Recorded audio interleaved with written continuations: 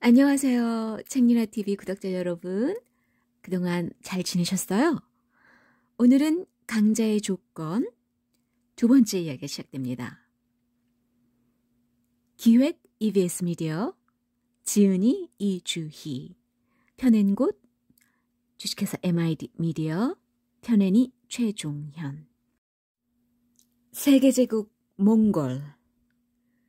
야만적인 유목민족에서 출발한 몽골은 어떻게 50년이라는 짧은 기간에 세계를 정복할 수 있었을까? 아니, 세계는 어떻게 몽골이라는 야만인들의 지배를 그토록 쉽게 받아들일 수 있었을까?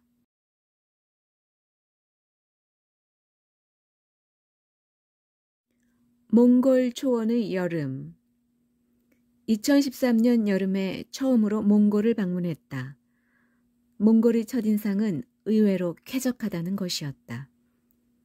직접 가보면 여름의 몽골 초원은 생각보다 쾌적하다. 몽골 초원은 원래 1년 내내 거의 비가 오지 않지만 그래도 7, 8월 2달 동안은 어느 정도 비가 오기 때문에 적당한 습기가 공기 중에 남아있다. 그림으로 그린 것 같은 구름과 태양이 빛나는 초원 위에 서 있으면 말 그대로 쾌적하다. 그 쾌적한 초원 위에 부족한 것은 아마 사람 그림자일 것이다. 수십 킬로미터를 달려야 겨우 게르가 하나둘 나타난다. 사람 구경을 자주 할 수 없기 때문인지 초원에서 만나는 몽골 사람들은 하나같이 친절하고 선량하다. 난생 처음 보는 이방인을 반갑게 맞아주고 아이락을 권한다. 여름 초원의 느낌을 표현하자면 쾌적하고 평화롭다고나 할까? 내가 자꾸 초원이 생각보다 쾌적하고 평화롭다는 말을 강조하는 이유는 우리가 가지고 있는 유목민에 대한 선입견 때문이다. 몽골 제국에 대해 이해를 하려면 무엇보다 유목민에 대한 선입견부터 없앨 필요가 있다. 모두들 알다시피 우리는 5,000년의 유구한 역사를 가지고 있는 정주민이다. 역사가 시작된 이래 정주민은 항상 유목민에 대한 공포 섞인 편견을 가지고 있다. 무식하고 잔인하며 거칠고 더럽다는 느낌이 유목민에 대한 솔직한 인상일 것이다. 반지의 제왕에 나오는 오크들의 이미지가 정주민들이 유목민에 대해 가지고 있던 이미지와 거의 흡사하지 않을까? 하지만 유목민들을 직접 만나보면 그들이 우리와 별로 다르지 않은 인간이라는 너무나 당연한 사실을 깨닫게 된다. 아니, 외부인들에게 어떤 적의나 공포도 드러내지 않는다는 점에서 오히려 우리보다 더 인간적이라는 느낌이 든다. 그들의 선조도 당연히 그들과 같은 사람들이었을 것이다. 그런데도 왜 정주민들은 유목민에 대해 그런 공포 섞인 편견을 가지게 되었을까? 그 이유는 정주민이 유목민들을 만나는 순간은 항상 그들이 약탈자나 정복자로 등장했을 때뿐이기 때문이다. 전쟁터에서 만난 유목민은 꿈에서도 만나고 싶지 않을 만큼 잔인하고 무서운 존재들이다. 그런데 솔직히 전쟁터에서 잔인하지 않은 민족은 없다. 고구려에 쳐들어온 당나라의 군대와 고려에 쳐들어온 몽골 군대 중 어느 쪽이 더 잔인했다고 쉽게 단정할 수 있을까? 아마 단정할 수 없을 것이다. 사실이 이러함에도 불구하고 유목민에 대해 무식하고 잔인하기만 하다는 편견을 가지게 되면 결코 그들의 진면목을 이해할 수 없게 된다. 이런 편견을 가지고 유목민의 역사를 기술하기 시작하면 다음과 같은 뻔한 도식에 빠지게 된다. 무식하고 힘만 센 야만민들이 잔인하게 농경민족을 침략해서 착취하다가 쾌락에 빠져서 힘을 잃고 결국 쫓겨났다. 하지만 진실은 그렇게 단순하지 않다. 그러니 부디 유목민에 대해 편견 없는 눈을 가지고 이 글을 읽어주기 바란다. 몽골 제국의 군대는 결코 오크들의 무리가 아니다. 몽골 제국의 유럽 침공. 1235년 여름 건설된 지 채 5년도 되지 않은 몽골 제국의 수도 카라코룸에서는 쿠릴타이가 열리고 있었다. 칭기즈칸이 사망한 이후 중단된 정복전쟁의 재개를 위해 개최된 이 회의에서는 어느 방향으로 정복전쟁을 시작할 것인가를 두고 격론이 벌어지고 있었다. 당시 몽골 제국이 침공 가능한 방향은 대체로 네 곳이었다. 우선 가장 가까운 남송이 있었다. 지리적으로도 가까울 뿐 아니라 당시 세계에서 가장 풍요로운 지역이었던 남송은 몽골 제국의 안정적인 부와 영광을 안겨줄 것이었다. 두 번째 침공 후보지는 인도였다. 지난번 정복 전쟁 때 몽골군은 아프가니스탄까지 진군한 바 있다. 한 걸음만 더 나가면 인도였다. 인도의 풍요로움에 대한 소문도 남송 못지않았다. 세 번째 후보지는 지금 우리가 중동이라고 부르는 서남아시아였다. 이 지역은 칭기즈칸 생전에 이란까지 정복했었다. 이미 전투를 해본 지역이고 다음번에 싸운다 해도 얼마든지 승리할 수 있다는 자신이 있었다. 거기다 이 지역은 13세기에는 세계에서 가장 선진 문명을 자랑하는 곳이기도 했다. 마지막 후보지는 유럽이었다. 당시로서는 가장 먼 곳이었고 가장 낯선 곳이었다.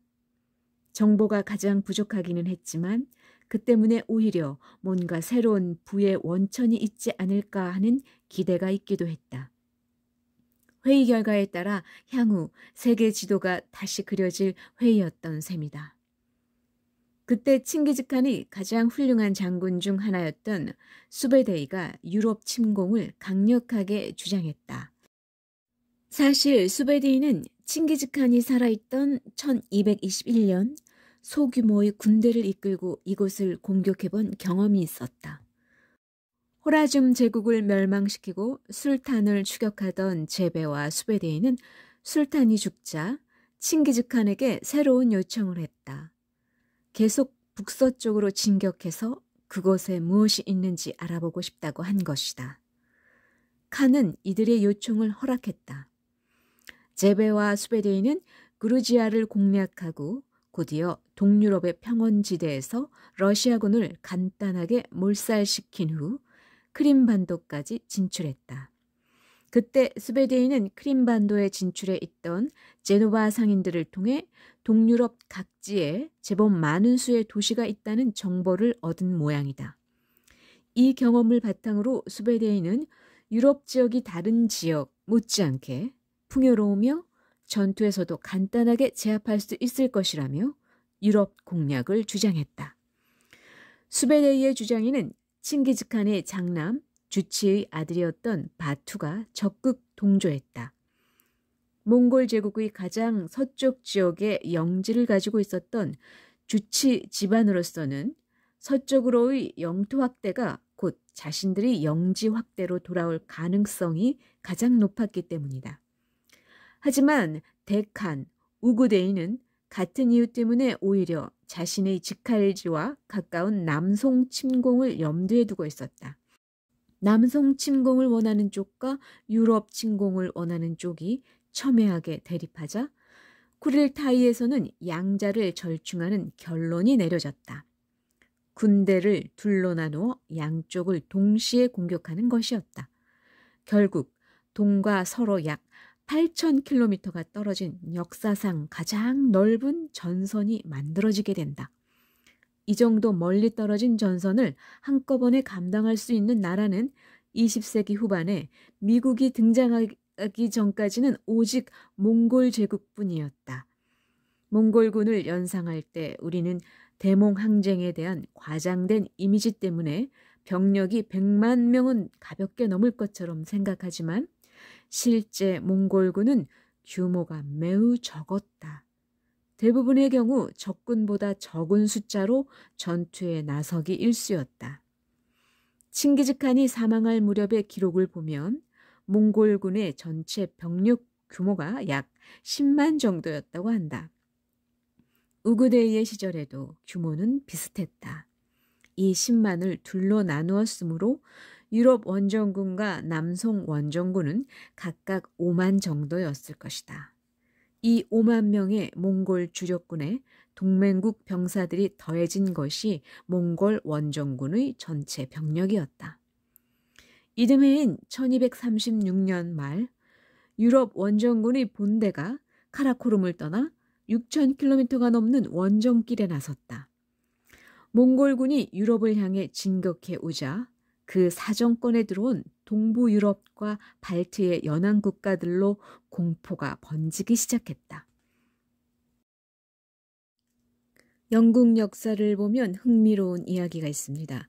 1238년 한 역사가가 기록한 내용으로 그는 영국 남부의 작은 마을에서 지내면서도 몽골에 대해 알고 있었습니다. 영국 동부 해안에 위치한 그레이트 야머스는 많은 양의 청어를 어획합니다. 그리고 매년 발트의 연안 국가들은 영국을 찾아 이 청어를 구입하여 고향으로 가져가 판매합니다. 하지만 그 역사가가 기록한 바에 따르면 1238년 발트해에서 청어를 사기 위해 온 범선은 없었습니다. 발트해 국가들이 몽골군이 곧 들이닥쳐 여자들을 잡아가고 지역을 초토화시킬 것이라 믿어 감히 떠날 생각을 못했기 때문입니다. 즉, 몽골군에 대한 두려움으로 인해 영국 역시 경제적인 어려움을 겪게 된 것이죠. 크고 작은 도시들을 정복하며 서진을 계속하던 몽골군이 동유럽 최대의 도시였던 키예프에 도착한 것은 1240년 11월이었다. 그때까지 몽골군은 항상 똑같은 방식으로 전쟁을 해오고 있었다. 먼저 공식 사절을 보내 항복을 요구한다. 항복해서 몽골 가족의 일원이 되고 대칸의 신하가 되라는 요구였다. 상대가 동의하면 도시는 살아남고 지배자들도 그대로 인정되며 종교의 자유도 보장된다. 하지만 대부분의 도시는 낯선 침입자들에 대해 적개심을 드러냈다. 곧 공격이 시작되었고 저항하던 도시가 함락되면 끔찍한 학살이 시작되곤 했다. 키예프에 대한 공방전도 마찬가지였다. 몽골군이 사절을 보냈지만 사절은 처형되어 성 밖으로 내던져졌다. 당시 몽골군이 유럽 지역의 성을 공격하던 전형적인 방식은 다음과 같았다. 몽골군은 우선 인부들을 동원하여 성을 감싸는 거대한 목책을 만들기 시작한다. 다양한 피정복민으로 구성된 이들 공사 인부들은 각국의 최신 기술을 이용하여 단기간에 목책으로 성을 포위했다. 거대한 목책으로 도시가 포위되면 대부분의 시민들은 공포에 휩싸일 수밖에 없다. 곧이어 몽골군은 유럽인들이 본 적도 들어본 적도 없는 포격전을 시작한다. 몽골군은 최신식 투석기를 이용해서 불이 붙은 나프타 단지, 화약과 유황 등이 뒤섞인 불덩이들을 쉴 새 없이 도시 안으로 집어던졌다. 도시는 불길과 매캐한 연기로 가득 찼다.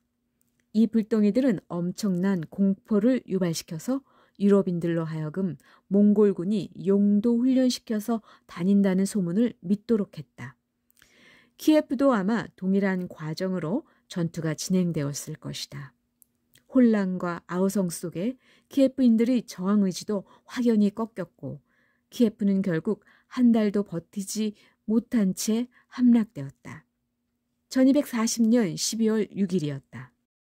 키예프가 함락됨으로써 동부 유럽에 대한 몽골의 작전은 일단락되었다. 지금의 우크라이나와 러시아 전역이 몽골의 수중에 들어온 것이다. 키예프를 정복한 수베데이와 바투는 군대를 둘로 나누어 중부 유럽으로 진격하기 시작했다. 첫 번째 부대는 좀 소규모로 약 2만 정도였다. 이들의 공격 목표는 폴란드와 독일이었다. 두 번째 부대가 주력군인데 병력은 좀 더 많아서 약 5만 정도였다. 이들의 목표는 헝가리를 거쳐 빈으로 쳐들어가는 것이다. 첫 번째 부대의 진정한 목표는 사실 정복은 아니었다. 주력군인 헝가리 침공군이 좀 더 용이하게 활동할 수 있도록 독일과 폴란드 지역으로부터의 원군을 차단하는 것이 목적이었다. 하지만 양동작전이 목적이었던 독일 및 폴란드 침공군도 단순히 양동작전 이상의 전과를 올리기 시작했다. 중세 폴란드의 중심 도시는 크라코프다. 오래된 역사만큼이나 많은 유적지와 볼거리를 가진 도시지만 그 중에서도 지금도 관광객들에게 인기를 끄는 행사는 성 마리아 성당에서 울려 퍼지는 경고나팔이다. 이 경고나팔은 1시간마다 울리는데 재미있는 것은 꼭 중간에서 갑자기 뚝 끊어진다는 것이다. 몽골 침공 당시 프라코프의 나팔수가 경고나팔을 불다가 몽골군의 화살에 맞아 나팔을 끝까지 불지 못한 일을 기념하기 위해서이다. 이 크라코프를 공격한 몽골군이 바로 1241년의 소규모 몽골군 파견되었다. 크라코프도 키예프와 같은 운명에 처해졌다. 저항했지만 한 달을 버티지 못하고 함락된 것이다. 물론 폴란드와 독일의 기사들도 맹 놓고 당하기만 한 것은 아니었다. 곧 슐레지엔 영주 하인리 2세를 중심으로 3만의 병력이 집결했다. 이들 중에는 당시 유럽 최강이라고 불리던 튜튼 기사단도 포함되어 있었다. 요한 기사단, 템플 기사단과 함께 예루살렘을 수호하던 3대 기사단 중 하나인 튜튼 기사단은 당시 독일로 귀환해 있었는데 주로 발트해 연안 지역을 근거지로 삼고 있었고 당연히 이 지역을 위협하는 몽골군과의 전투에 참여했다. 몽골군과 하인리 2세 휘하의 독일, 폴란드 연합군의 전투는 현재 독일과 폴란드의 국경 근처에 있는 레그니차에서 벌어졌다. 결과는 참혹했다. 몽골군은 달리면서 검을 휘두르고 활을 쐈습니다. 기사들은 좌우로 픽픽 쓰러졌습니다. 후방에 대기하고 있던 소장농들을 상상해 보세요. 이들은 모두 보병입니다. 전방에서 무슨 소리는 들리는데 무슨 일인지 볼 수가 없습니다. 갑자기 연기가 화살이 되어 날아듭니다. 몽골군은 개개인을 쏘지 않고 특정한 장소를 목표로 살상 구역을 정했습니다. 모든 화살이 한 곳에 집중되었습니다. 명적을 이용해 확인했을 겁니다. 모든 것이 조용한데 큰 휘파람 소리가 다가와서 휙 하고 지나갑니다. 그리고 갑자기 하늘이 화살로 어두워집니다. 모두 땅에 거꾸러집니다. 몽골군의 화살은 갑옷을 관통했습니다. 몇몇은 갑옷을 뚫지 않고 상처를 내는 넓은 칼날을 사용했습니다. 옆에 있던 기사가 자상을 입자 피가 뿜어져 나옵니다. 피 흘리는 동료의 모습을 보면서 사기가 꺾였습니다. 이 상황에서 몽골군은 연막으로 보호받고 있었기 때문에 커다란 사냥 원진을 만들며 동그랗게 돌기 시작했습니다. 모든 사람을 마치 사냥감처럼 이 가운데 몰아넣습니다. 레그니차의 병사 중에 이 공격에 살아남은 이들은 거의 없습니다. 나중에 몽골군은 돌아다니며 한쪽 귀를 잘랐습니다. 이것으로 죽인 전사자 수를 셉니다.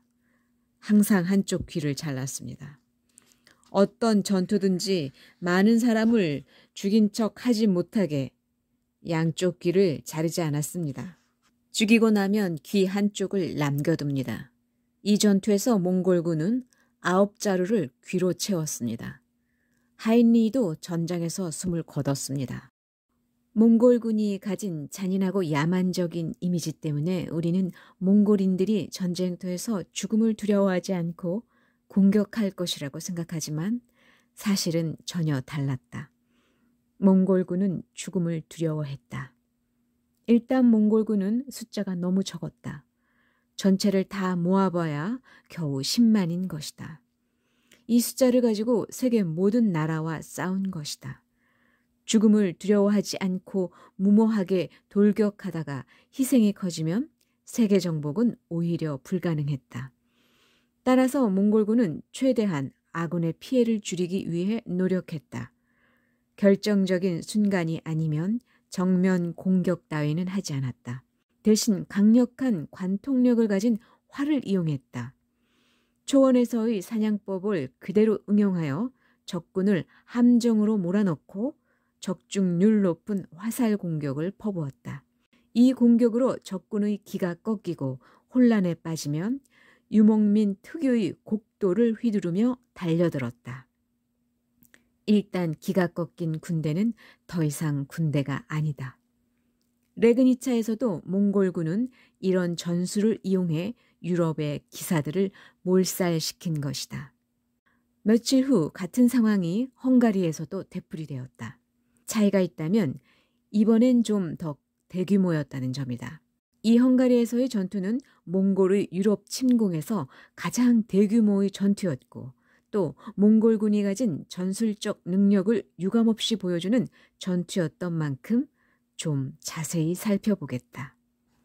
독일에서 투툰 기사단이 몰살당하고 있던 1241년 4월 초에 몽골 주력군이 헝가리 평원에도 모습을 드러냈다. 중부 유럽에서 가장 넓은 평원을 가지고 있는 헝가리에서 몽골군은 아마 고향에 온 듯한 편안함을 느꼈을 것이다. 헝가리의 왕 벨라 4세도 몽골의 침입을 이미 예상하고 있었다. 몽골군이 동유럽을 휩쓸고 오는 과정에서 도망친 피난민들이 중부 유럽으로 몰려들었기 때문이다. 중세 유럽에서 가장 강력한 군사 강국 중 하나였던 헝가리인 만큼 몽골군에게 호락호락 당할 생각은 없었다. 벨라 4세 휘하에 10만의 헝가리군이 몰려들었다.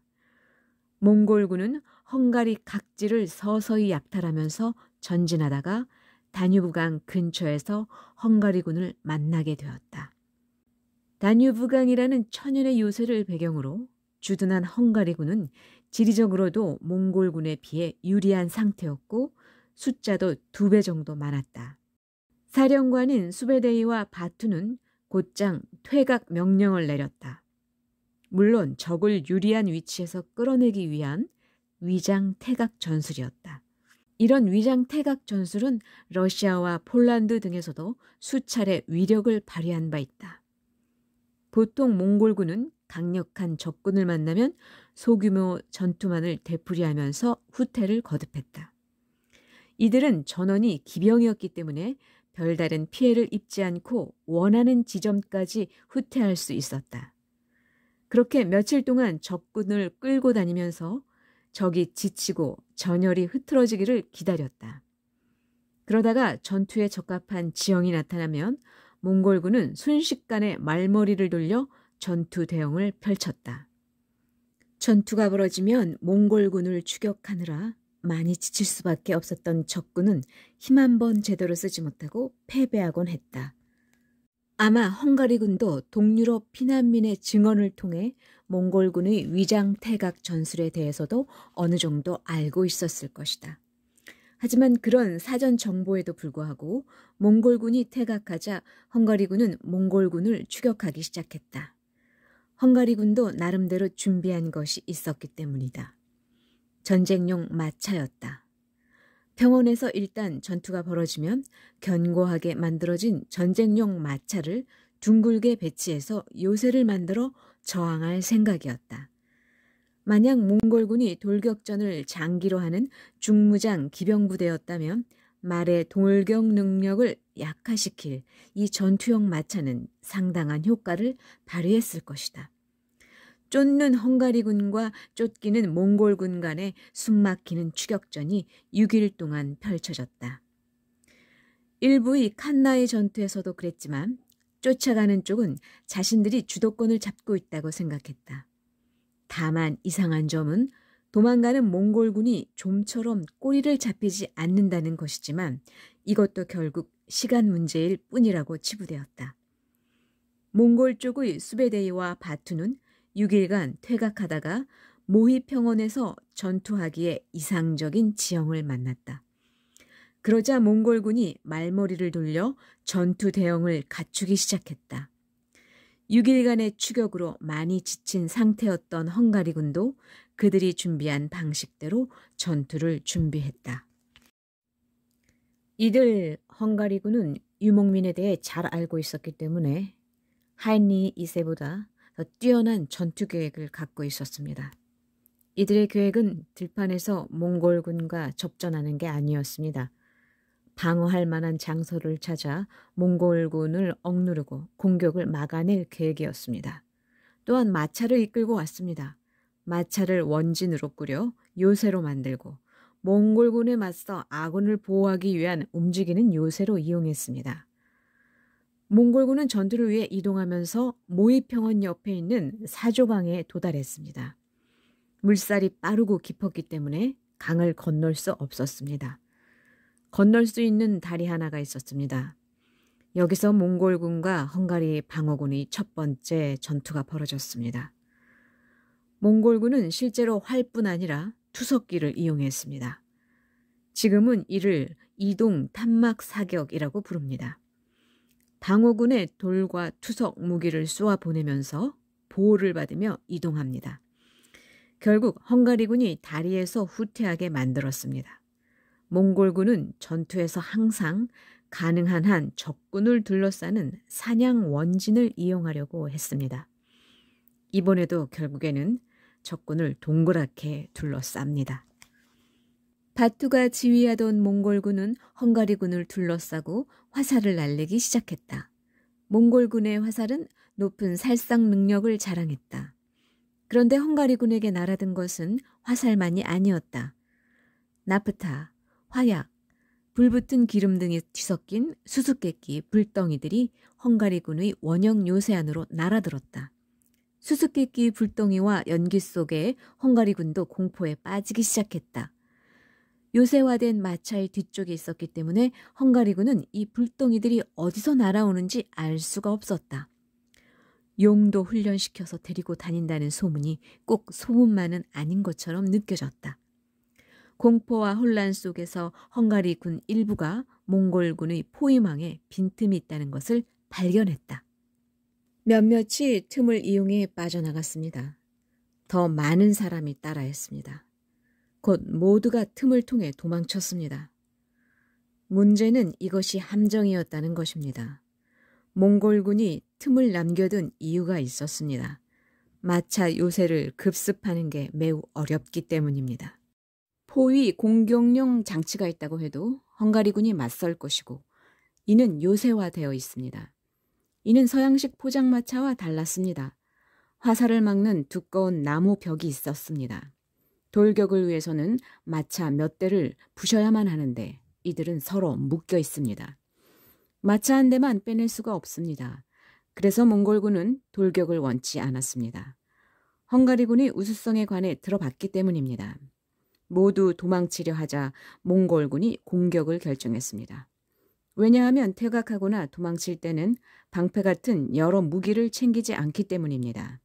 도망치는 사람은 무기를 없애고 싶어 합니다. 무거워서 도망치는 속도를 늦추니까요. 또한 도망칠 때는 방어할 수가 없습니다. 죽이기 더 쉬워집니다. 몽골군은 정확히 급습해서 화살을 날리고 적을 쓰러뜨렸습니다.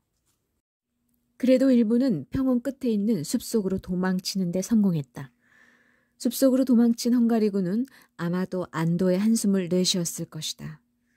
하지만 숲 너머에는 사령관 수베대의 몽골군이 기다리고 있었다. 숲을 나서자마자 기다리고 있던 몽골군이 맹렬한 공격을 퍼부었다. 헝가리군은 마치 사냥 원진에 갇힌 사냥감처럼 학살당하기 시작했다. 극소수의 생존자만이 모의평원을 벗어날 수 있었다. 헝가리 왕 벨라 4세도 이런 생존자 중 하나였다. 벨라 4세는 어느 정도 거리를 벗어나면 아마 전열을 정비할 생각이었을 것이다. 하지만 몽골군은 그런 여유를 허락하지 않았다. 마치 벼락처럼 헝가리군의 생존자들을 추격하기 시작했다. 한 기록에 따르면 벨라 4세는 헝가리를 벗어나 크로아티아의 스플리토까지 쉬지 않고 도망쳐야 했다. 잠시라도 멈추면 몽골군이 득달같이 뒤쫓아왔다. 결국 그는 스플리토에서 배에 올라 아드리아해로 도망침으로써 몽골군의 추격에서 벗어날 수 있었다. 오직 바다 위에서만 몽골군으로부터 안전할 수 있었던 셈이다. 그동안 부다페스트는 당시에는 한 도시가 아니라 강을 따라 두 도시로 나뉘어 있었습니다. 이틀 후에 몽골군이 도착한다는 소식을 들었습니다. 무장하고 방어할 준비를 시작했습니다. 하지만 몽골군은 예상보다 훨씬 빨리 나타났습니다. 이동 속도가 매우 빠르기 때문입니다. 진격할 때 몽골군은 말을 타고 하루에 160km를 움직였습니다. 상상도 못하는 일이었죠. 심지어 제2차 세계대전 때도 보통 군대는 하루에 약 30에서 50km밖에 이동할 수 없었습니다. 하지만 기병이었던 몽골군은 그보다 훨씬 빨리 움직였습니다. 부다와 페스트가 무너지고 약탈이 일어났습니다. 헝가리 전 지역이 파괴되었습니다. 농부들은 살림을 버리고 숲속으로 숨었습니다. 왈라치아, 그러니까 지금의 트란실바니아에서 학살이 벌어졌습니다. 몽골군은 세르비아와 크로아티아에도 나타났습니다. 전 유럽이 공격에 직면해 모두가 공포에 떨었습니다. 몽골군이 폴란드와 헝가리를 휩쓸기 시작한 지 얼마 후 유럽 전역에 일식이 일어났다. 1241년의 이 일식은 유럽인들에게 세계의 종말을 예고하는 징조로 받아들여졌다. 정체를 알 수 없는 공포스러운 침략자들과 일식의 결합은 중세 유럽인들의 특징 중 하나인 우울한 상상력을 마구 자극하기 시작한 셈이다. 동부 유럽과 중부 유럽에서 몽골군을 피해 도망쳐온 피난민들은 이들의 우울한 상상력에 더욱 부채질하는 소문을 가지고 왔다. 몽골군이 진짜 악마들이라는 소문이었다.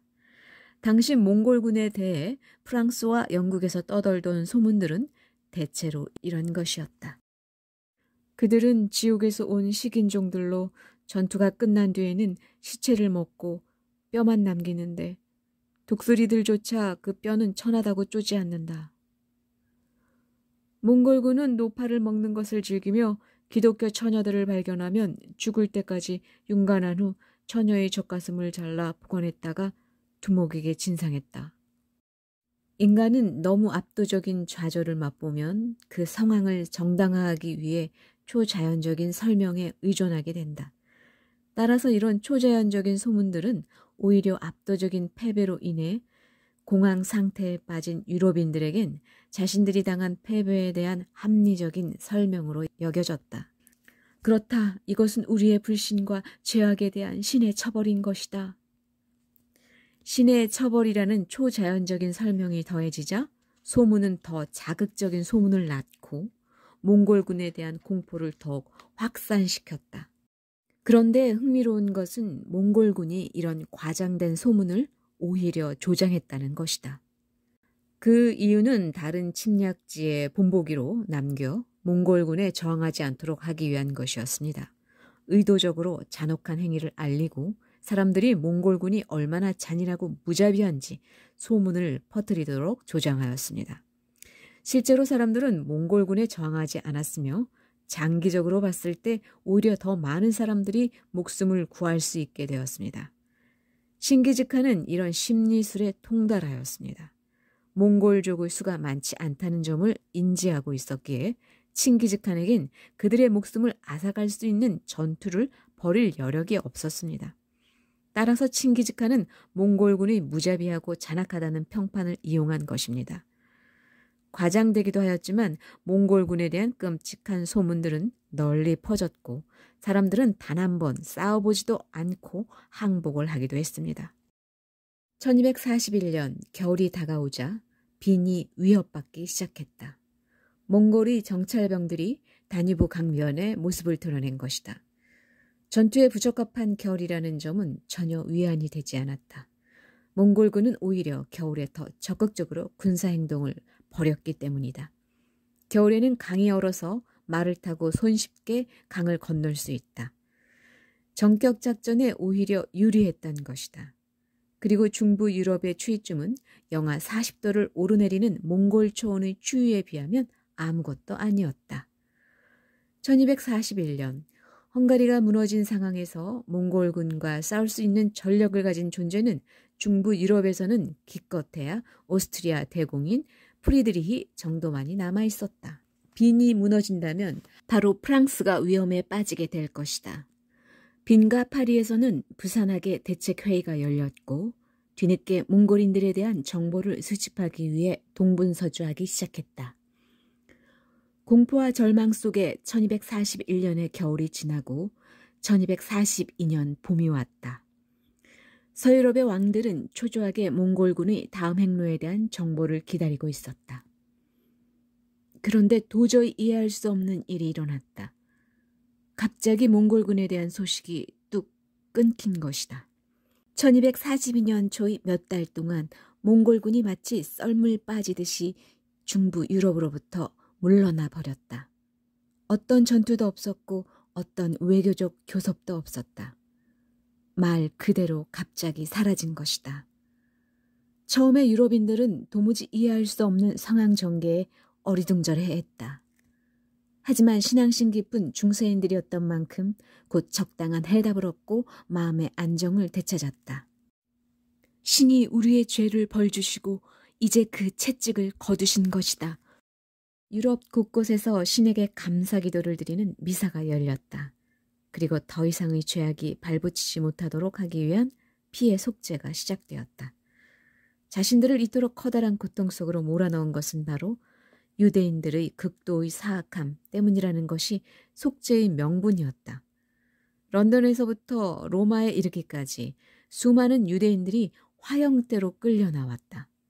유럽인들은 자신들을 실제로 공포에 빠뜨린 무시무시한 적, 몽골인들을 물리칠 수는 없었지만 자신들이 상상해낸 내부의 적인 유대인들을 벌줌으로써 마음의 평화를 되찾을 수 있었다. 그런데 정말로 몽골군은 어디로 간 것일까? 1242년 봄에 몽골군에게는 무슨 일이 벌어진 것일까? 몽골이 유럽에서 갑자기 퇴군한 것은 이들이 정복자의 입장에서 다시 몽골인으로 돌아간 것을 의미합니다.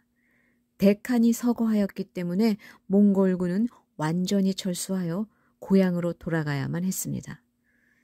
이는 몽골 역사의 굉장히 흥미로운 현상입니다.